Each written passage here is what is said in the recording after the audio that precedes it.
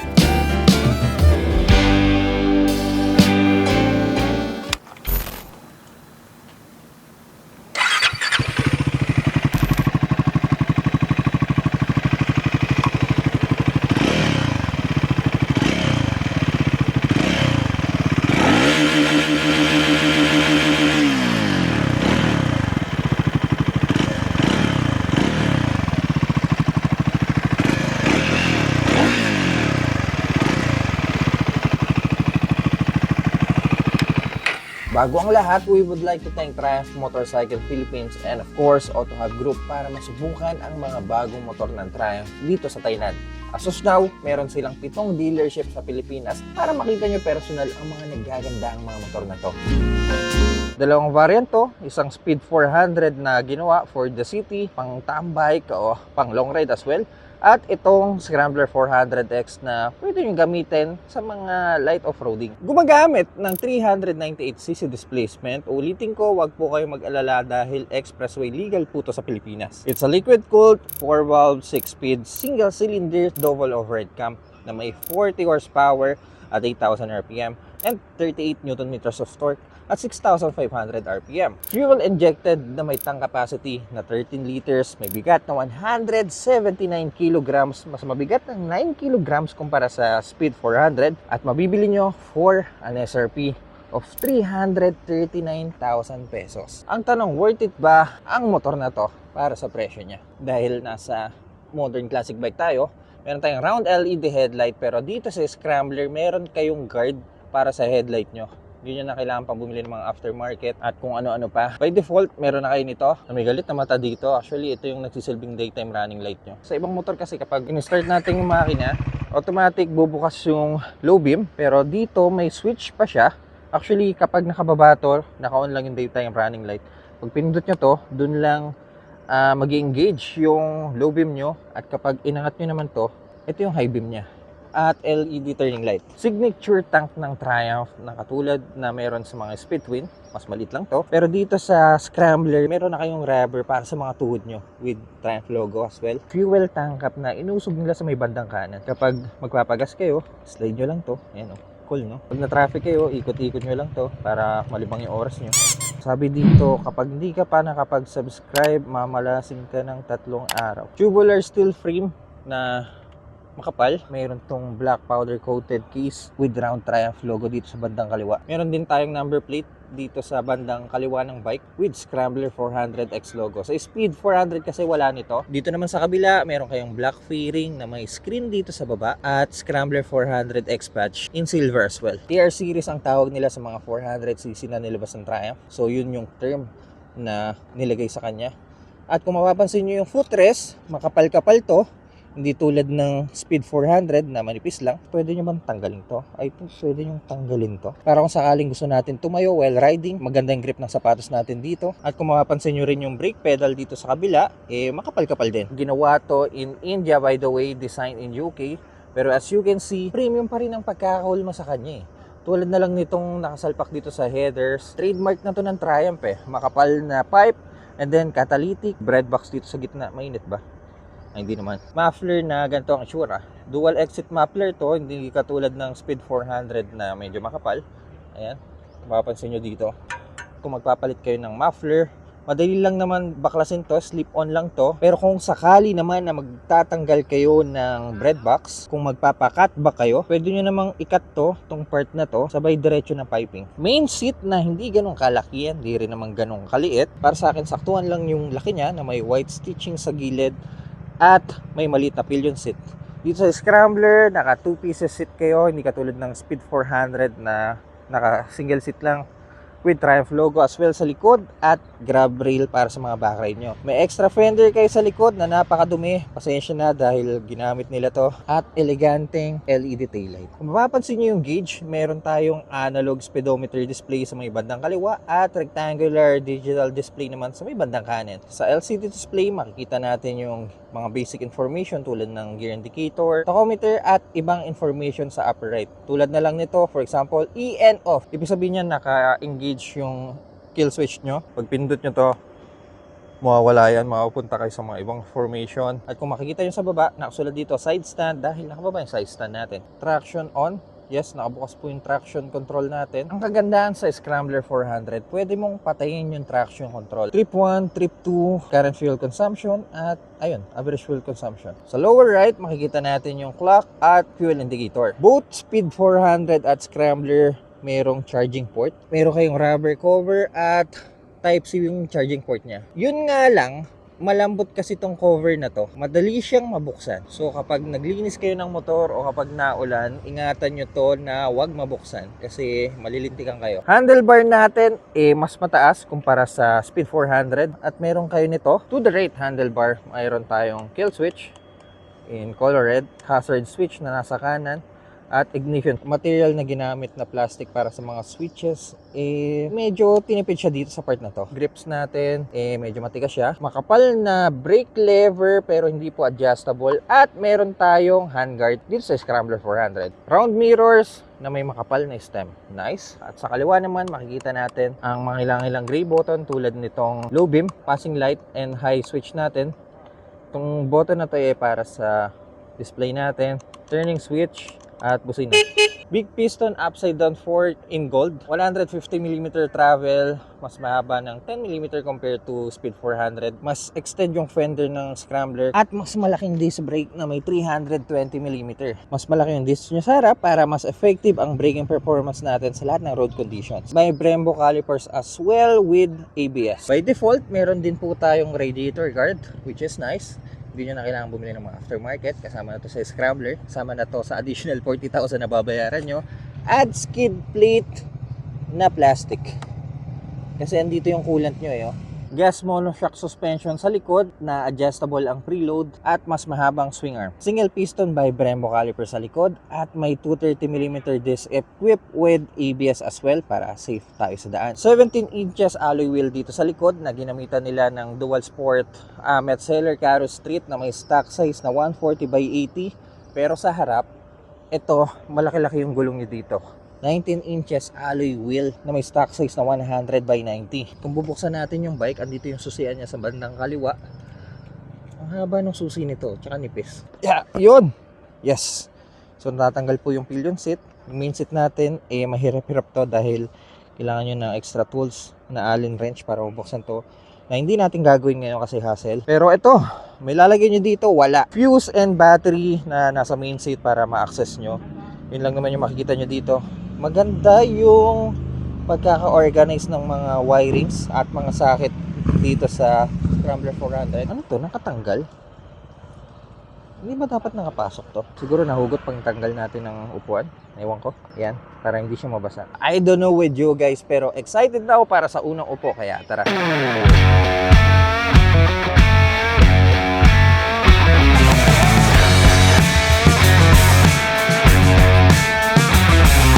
Matagal ko nang hinihintay itong moment na to kasi unang-una gusto ko yung itsura niya, tsaka gusto ko yung idea na naglabas sila ng entry level Scrambler galing pa sa Triumph. Hindi siya mukhang 400cc kasi ang laki niya, tsaka ang haba niya. Mas mahaba ang wheelbase nito kaysa sa Speed 400. Wheelbase is 1,400, 19mm, tsaka mas mahaba yung swing arm. Pero mas maganda sana kung ginawa nilang Rise to kaysa sa alloy. Pero anyway, maganda pa rin naman siya tignan. Mukha siyang manipis sa side na to kasi kasi medyo maliit yung upuan eh. Tsaka yung tangke parang humaba kasi eh. Pero ganun pa man, hindi siya mukhang 400cc. Right. Woo! So the seat height is 835mm. I'm 6 foot tall, 85 kilograms. At ganito ang itsura ko sa Scrambler.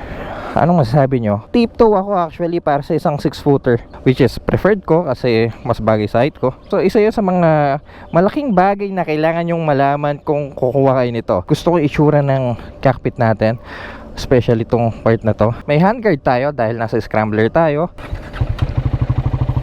Single cylinder na ganitong klase exhaust. Sorry, pindot ko yung kill switch. At ganito ang tunog nya.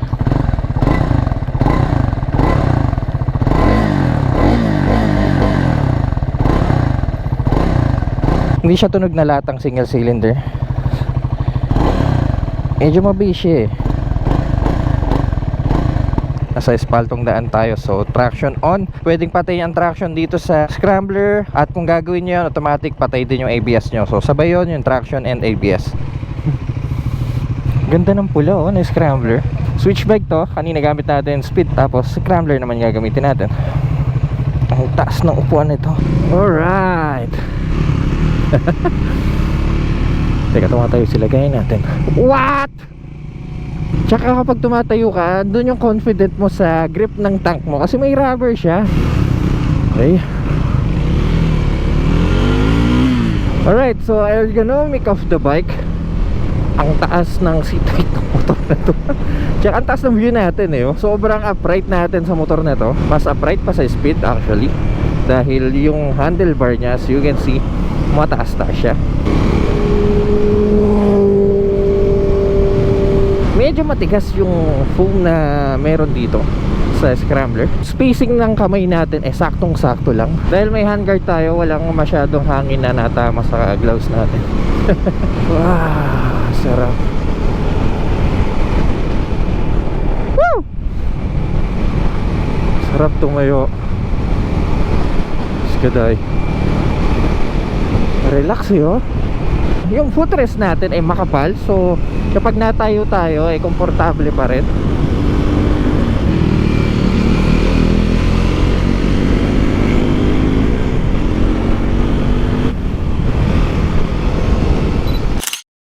Pumosing pa sa camera eh, no?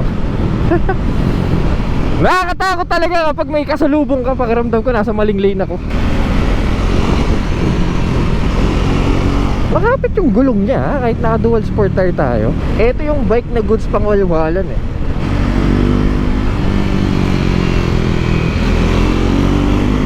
Handling sobrang light.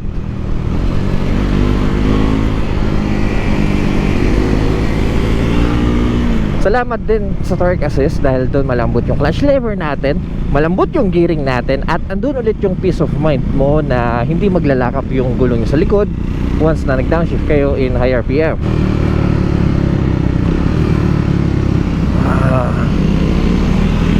Nice. Kaya nga, corner tayo. Woohoo! Well, mataas yung handlebar niya, so in corners medyo mahirap siya ilin, hindi tulad ng Speed 400. In broad daylight, LCD display natin, eh kitang-kita mo pa rin yung information. Para sa height ko, mas prefer ko tong motor na to dahil unang-una, mataas yung seat height niya, which is best for me. Dinadaan kasi to sa mga off-road eh. Kailangan sa mga ganong klaseng road condition, eh matataas yung motor. Ito yung Scrambler in green. Ganda ng pagka-green nito. Anong gagawin? Sir, this pictorial? Pictorial? Ah, okay. Okay.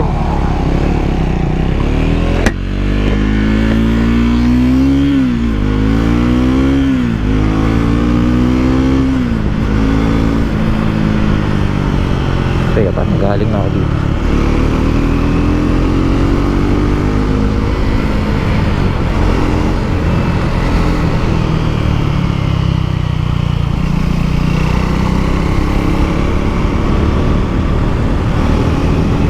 Nice. Sarap gamitin.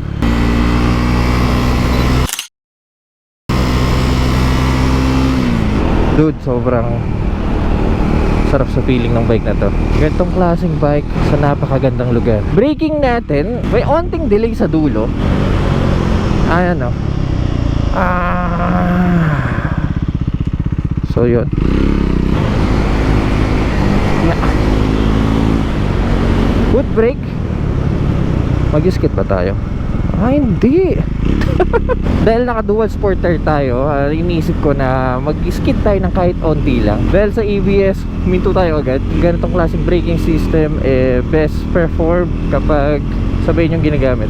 Pumps again. Okay, 1. Ito, mataas to. 2 3. Kamusta? Mas nimble yung isa. Mas masarap sa twisty. But mas comfortable to. A little tall for me For you it's okay. A little tall for me. Malambot yung suspension niya no? Mataas yung seat height pero pag inupuan mo na Exactly. I like both, man. medyo maingay lang yung fan niya kung naririnig nyo. Ayan o. Yung sipol na narinig nyo, yun yung fan ng bike na umaandar. Wala lang siyang gauge na kung saan makikita nyo yung temperature ng bike. Naka ride by wire din yung throttle natin tulad ng speed twin. At responsive siya. Ito once na piniga mo siya, magre-react agad yung bike.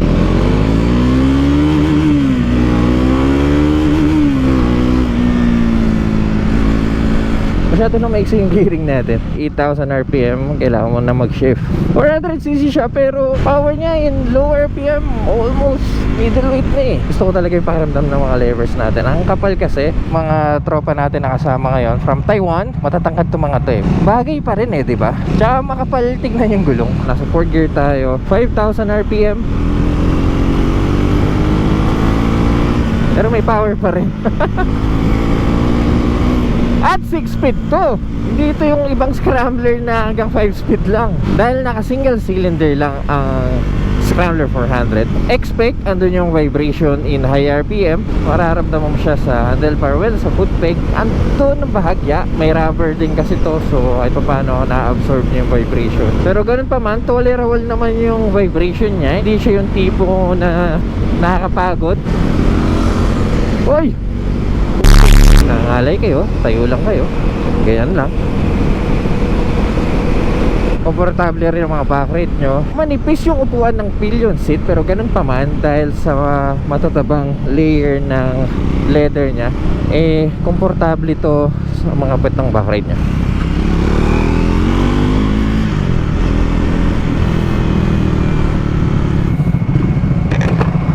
Huwag din kayo maglala lalo na kung traffic dahil hindi siya mainit sa binte, lalo na sa road condition sa Pilipinas na napaka-traffic. Sana may daanan tayong off-road kahit papano para masubukan natin yung scrambler.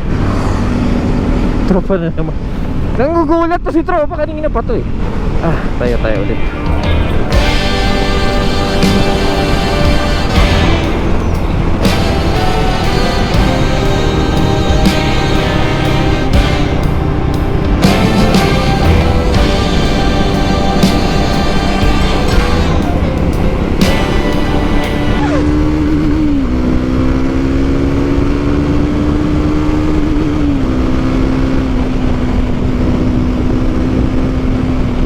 RPM, kailangan nyo na magpalit ng mga gears.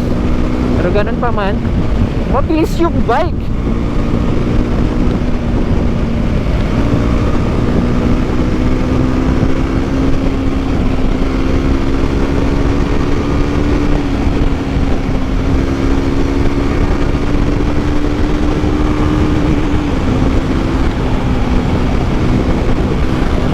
Uy, tropa na, kanina pa ako ginugulat nito.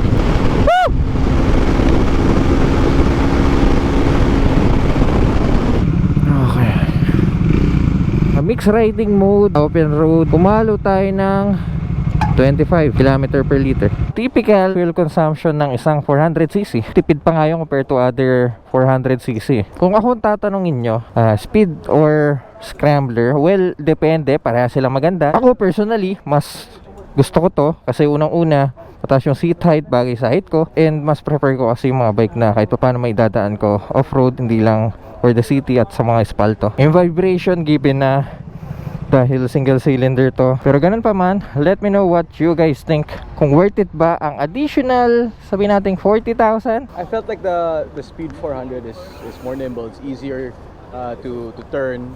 Sa twisties, mas masarap talaga. Pero the Scrambler is more comfortable. For me, more comfortable.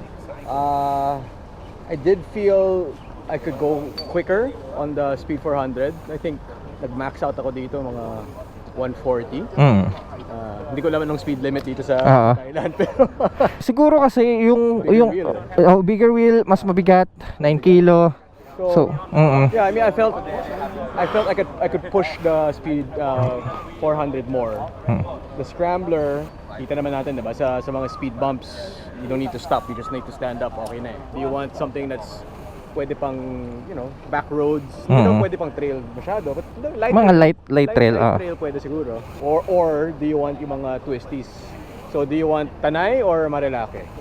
Parang ganun eh. Hopefully, habang pinapanood nyo tong video na to, nasa Pilipinas na tong dalawang nagagandang mga motor na to. Kaya mga Philippines, kung nag-enjoy kayo sa video na to, kindly leave a like, at kung mahilig kayo sa mga ganitong content, huwag kayo mag-alala dahil nasa tamang channel kayo. So make sure to press that subscribe button dyan sa baba. Kaya mga Philippines, see you sa next content.